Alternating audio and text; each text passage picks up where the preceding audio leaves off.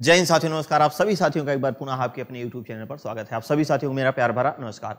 आज का जो इसमें टॉपिक आप देख रहे होंगे कि मॉडल पेपर नंबर 10 है, जो जीएसजी के हम लोग पिछले वर्षों का प्रश्न और संभावित आने वाले प्रश्न जो उत्तर प्रदेश पुलिस भर्ती परीक्षा आपके सामने एकदम लगी हुई है और 18 फरवरी को एग्जाम होना ही होना है। आप देख ही रहे हैं सारा सब कुछ, तो इसलिए अब थोड़ा सा आप लोग भी एक्टिव हो जाइए। और जिस तरह से हम आपको जीएस का दे रहे हैं और मैथ की रेगुलर क्लासेस चल रही हैं, तो लगभग चीज़ें आपका हो जाएगा। बाकी ऑफलाइन में सारी विषय चल रही है, वहाँ कोई दिक्कत नहीं, वहाँ तो एकदम ताबड़तोड़ एकदम रटा दिया जा रहा है ना। तो चलिए शुरुआत करते हैं। कम से कम जो साथी हमारे यहाँ तक नहीं पहुँच सकते हैं ऑफलाइन तक, तो ऑनलाइन के माध्यम से ही वो जुड़ने का प्रयास करें। चलिए, पहला सवाल है आपके सामने दिख रहा है। चलिए, पहले सवाल में आप देख रहे होंगे, कह रहा है कि वायुमंडल में ऑक्सीजन की मात्रा कितनी होती है। जैसे हमारा अर्थ है, तो हमारे अर्थ के ऊपर जो है वायुमंडल की तमाम जो है परत पाई गई है, और उसमें सबसे ज्यादा अगर गैस की बात करें तो सबसे ज्यादा जो गैस पाई जाती है वो नाइट्रोजन पाई जाती है। नाइट्रोजन लगभग आपका 78% टूल के आसपास लगभग 78 पाया जाता है। तो वायुमंडल में ऑक्सीजन की मात्रा लेकिन यहाँ पर पूछा है ना। वो यहाँ पर ये नहीं पूछा है कि नाइट्रोजन की मात्रा या सबसे ज्यादा मात्रा किसकी होती है, यहाँ पर नाइट्रोजन की मात्रा पूछा है। तो भैया नाइट्रोजन की मात्रा होती है लगभग 21%, है ना। नाइट्रोजन की मात्रा 21% होती है। आर्यभट्ट था एक प्रसिद्ध क्या? आर्यभट्ट जी हमारे जो एक खगोलकीय भी थे, कह सकते हैं कि गणितज्ञ भी थे। पाई कमान 22/7 भी इन्होंने बताया, दशमलव की खोज की, है ना, ये सारी चीज। तो इस आधार पे इसमें आपका कौन सा सही हो जाएगा? तो ये एक खगोलवेत्ता और एक जो है ये गणितज्ञ थे। भारत का कौन सा प्रदेश रबड़ का उत्पादन करता है? तो भैया रबड़ के मामले में अगर देखा जाए तो भारत का हमारा एक ही राज्य है आपका, कौन सा है? केरल, जिसका एक छत्र राज्य रबड़ के उत्पादन में है। निम्न में से कौन सी भाषा उत्तर प्रदेश की दूसरी राजभाषा बनी? देखिए, राजभाषा आयोग का गठन 1956 में हुआ, उसके बाद हिंदी को बनाया गया। फिर उसके कुछ समय बाद 68 के आसपास 1968 के आसपास जो है हिंदी को ही बनाया गया, और उसकी सहायक भाषा अंग्रेजी को बनाया गया। लेकिन कह रहा है कि राजकीय भाषा जो और भी कामकाजों में काम आएगी वो आपकी उर्दू होगी। और किस सन में इसको लाया गया? तो 1989 में। किस सन में लाया गया? 1989 में लाया गया। अगला प्रश्न है कि ब्रिटेन की मुद्रा क्या नाम है? जो ब्रिटेन की मुद्रा है, यहां से आना ही आना है, मुद्रा और राजधानी से क्वेश्चन आपका आना ही आना है, तो आपका हो जाएगा पाउंड। चाहे आप पाउंड कहिए या फिर आप इसको पाउंड कहिए। अगला प्रश्न है कि निम्न में से कौन सा राज्य उत्तर प्रदेश का सीमावर्ती राज्य है? सीमावर्ती राज्य है, बताइए। टोटल राज्यों की अगर हम लोग बात करें, 8 और 1 9, टोटल 9 राज्य हैं। 8 साधारण राज्य और एक आपका यूनियन टेरिटरी दिल्ली। में अगर हम बात करें तो राजस्थान राज्य है। राजस्थान से हमारे यूपी के 2 जिले स्पर्श करते हैं। पंजाब बहुत दूर दूर तक नहीं, पश्चिम बंगाल, आंध्र प्रदेश। देख रहे हैं इतना बेसिक क्वेश्चन पूछ रहा है एग्जाम में, लेकिन कभी कभी यही गलत हो जाता है। भारत में कितने वर्ष के अंतराल के बाद जनगणना की जाती है? देखिए, अगर हम लोग बात करें कि वर्तमान में जो जनगणना का जो चल रहा है इस टाइम, ये 2011 के बाद जनगणना अभी नहीं हुई है। जनगणना की शुरुआत अगर हम कहें तो सबसे पहले 1872 ईस्वी में मेयो के समय में शुरुआत हुई थी। लेकिन व्यवस्थित जनगणना की बात करें तो 1881 से रिपन के समय से शुरू हुई, उसी समय से मानी जाती है। तो ये प्रत्येक कितने वर्ष के अंतराल पर कराई जाती है? 10-10 वर्ष। लेकिन 2011 के बाद अभी तक कोई जनगणना नहीं हुई, इसलिए कंफर्म नहीं है कि अब कितने बार, लेकिन निर्धारण जो किया गया है वो 10-10 वर्ष ही किया गया है। अगला प्रश्न है कि भारत का प्रधानमंत्री बनने के लिए न्यूनतम आयु क्या होनी चाहिए? देखिए, भारत का प्रधानमंत्री आप बन सकते हैं यदि आप 25 वर्ष मतलब लोकसभा के सदस्य बनने योग्य हो गए हैं। तो लोकसभा सदस्य बनने के लिए 25 वर्ष की उम्र होनी चाहिए, और राज्यसभा सदस्य बनने के लिए 30 वर्ष होनी चाहिए। दोनों, चाहे आप लोकसभा के सदस्य हैं तो भी आप प्रधानमंत्री बन सकते हैं, और आप राज्यसभा के सदस्य हैं तो भी। तो यहाँ न्यूनतम उम्र कह रहा है, तो आपका यहाँ पर आंसर कौन सा सही हो जाएगा? 25 वर्ष। बी ऑप्शन आपका सही होगा। अगला प्रश्न है कि बहुचर्चित पुस्तक बहुत पूछा गया है, स्टैनिक वर्सेज, किसका है? तो ये किसका है भैया? सलमान रुश्दी जी का है। किसका है? सलमान रुश्दी का। ये भी एग्जाम में, अलग अलग एग्जाम में कई बार पूछा गया है। देखिए, बहुत शानदार क्वेश्चन है आपका सामने दिख रहा है कि पानीपत का तृतीय युद्ध किनके बीच लड़ा गया था? तो पानीपत का तृतीय युद्ध की अगर हम लोग बात करें कब ये लड़ा गया था, तो ये 1761 ईस्वी में लड़ा गया था। किसके मध्य? अहमद शाह अब्दाली और मराठों के बीच ये लड़ा गया था, जिसमें मराठों की हार हुई थी। क्या हुई थी? मराठों की हार हुई थी। अगला प्रश्न है कि रेफ्रिजरेटर में कौन सा गैस द्रव का प्रयोग किया जाता है, तो इसमें आपका हो जाएगा अमोनिया। क्या हो जाएगा? अमोनिया। अगला प्रश्न है कि नागार्जुन सागर परियोजना कई बार एग्जाम में पूछा गया है, ये दक्षिण भारत की सबसे बड़ी परियोजनाओं में इसको गिना जाता है। नागार्जुन सागर परियोजना पूछा है कि किस नदी के तट पर ये बनी हुई है, तो भैया ये कृष्णा नदी के तट पर बनी हुई है। किस नदी पर है ये? कृष्णा नदी के तट पर बनी हुई है। विटामिन बी कमी से कौन सी विटामिन बी की कमी से बीमारी होती है? ये बीमारी होती है, तो कौन सी बीमारी होती है भैया? बेरी बेरी होती है। कौन सी होती है? विटामिन बी से बेरी बेरी होती है। थोड़ा सा साफ दिख तो रहा है। अगला प्रश्न है, कौन सा रक्त वर्ग हर रक्त वर्ग वाले मनुष्य को दिया जाता है? बच्चा बच्चा जानता है।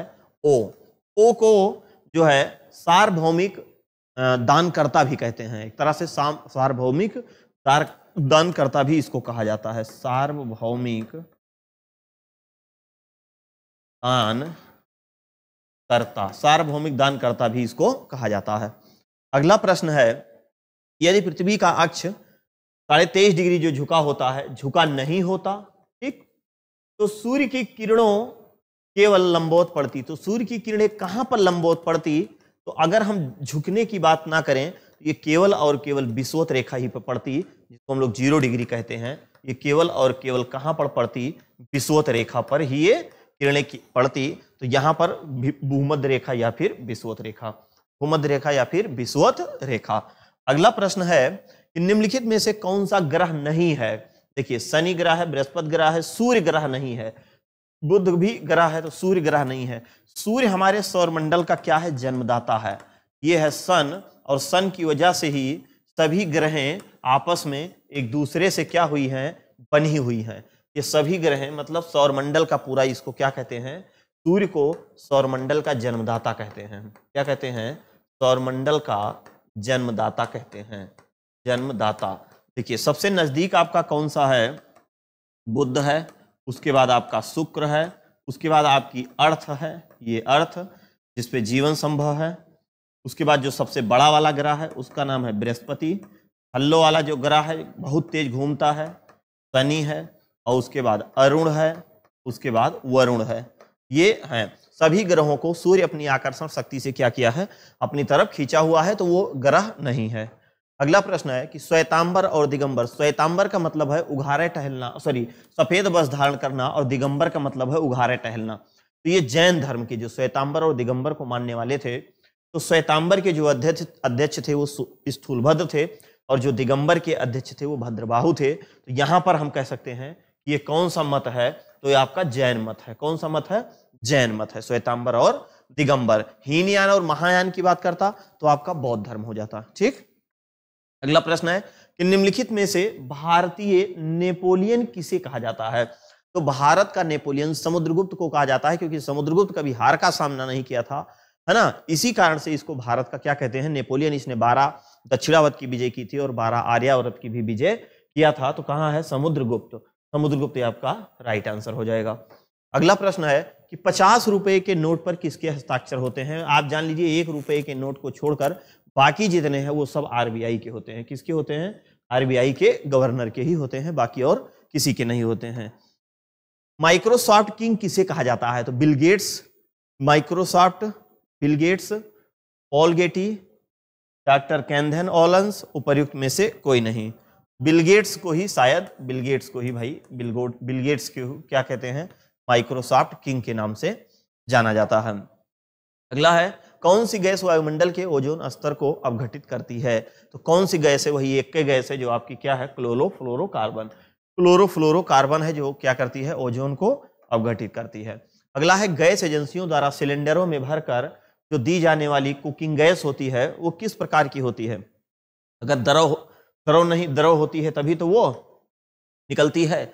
अच्छा, ये किसकी वजह से इसमें कौन कौन गैसें होती हैं? तो इसमें होती हैं प्रोपेन प्लस ब्यूटेन, प्रोपेन और ब्यूटेन। ठीक, अगला प्रश्न है, डिस्कवरी ऑफ इंडिया कई बार एग्जाम में पूछा गया है। डिस्कवरी ऑफ इंडिया के लेखक हैं पंडित जवाहरलाल नेहरू। कई बार पूछा गया है और जल्दबाजी में लोग गलत भी कर देते हैं। राज्यपाल की देखिए नियुक्ति कौन करता है, तो राज्यपाल की नियुक्ति की बात करें तो राष्ट्रपति करता है, और राज्यपाल को शपथ कौन दिलाता है, तो उस राज्य का मुख्य न्यायाधीश। तो यहां पर नियुक्ति की बात करेगा तो कौन होगा, राष्ट्रपति अनुच्छेद 155 के तहत, है ना, आर्टिकल 155 के तहत नियुक्ति करता है। अगला है जय जवान जय किसान का नारा किसने दिया था, लाल बहादुर शास्त्री ने। जय जवान जय किसान का नारा लाल बहादुर शास्त्री ने दिया था। अगला प्रश्न है नीचे दिए गए वाक्य में रिक्त स्थान के लिए उपयुक्त शब्द चुनिए। स्वतंत्रता संग्राम में गांधी जी ने कई बार अनशन किए, कई बार आमरण अनशन किए, कई बार क्या किए, आमरण अनशन किए, ये आपका सही होगा। ये उक्ति आपकी, ये वाली लाइन आपकी सही होगी। लाल रक्त कणिका जिसको आरबीसी कहते हैं, लाल रक्त कणिका, इसमें लगभग इसका जीवन काल लगभग 120 दिन का होता है ना, 120 दिन का संभवतः इसका जीवन काल होता है, जीवन काल सर्वाधिक, है ना।